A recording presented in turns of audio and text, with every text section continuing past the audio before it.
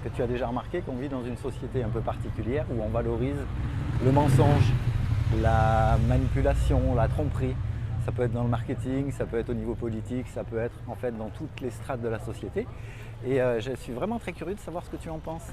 Parce que, en fait, même dans les couples, même au travers des difficultés que les uns et les autres peuvent traverser, eh bien les messages ne vont pas être clairs, ne vont pas être transparents et vont générer en fait parfois des systèmes anxieux.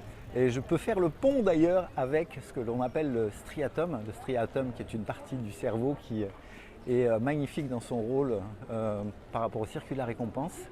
Et je dirais que ce striatum, je reprends d'ailleurs des mots de Christophe André dans un livre que j'ai presque terminé, sur le fait que le striatum, au niveau de notre fonctionnement et de notre bien-être, c'est parfait dans un monde où il y a du manque de nourriture, manque de plein de choses, tu mets ce que tu veux dedans.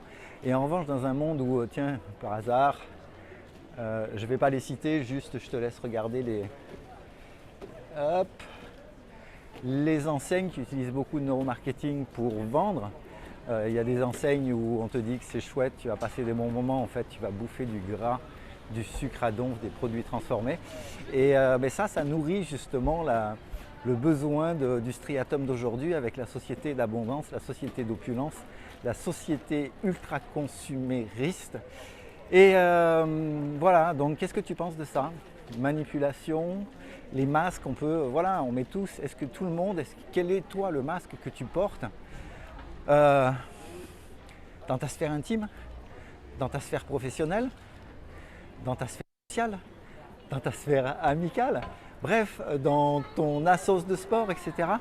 Et aujourd'hui, derrière tout ça, j'ai un peu le sentiment aussi qu'il y a tout un tas de peurs qui se cachent derrière. La peur de manquer, la peur, alors ça me vient, la peur d'être aimé, la peur de ne pas être aimé. Comment est-ce que je dois m'adapter? Quel est réellement qui je suis, mon identité? Est-ce que c'est OK pour moi? Est-ce que j'ai conscience déjà de porter des masques, de ne pas agir, de ne pas faire forcément en fonction de qui je crois être? Et ça peut être intéressant d'en débattre. Donc voilà ce que je voulais partager pour aujourd'hui. Influence et manipulation aussi, c'est un excellent livre de Cialdini, suivi de son deuxième livre qui s'appelle Persuasion.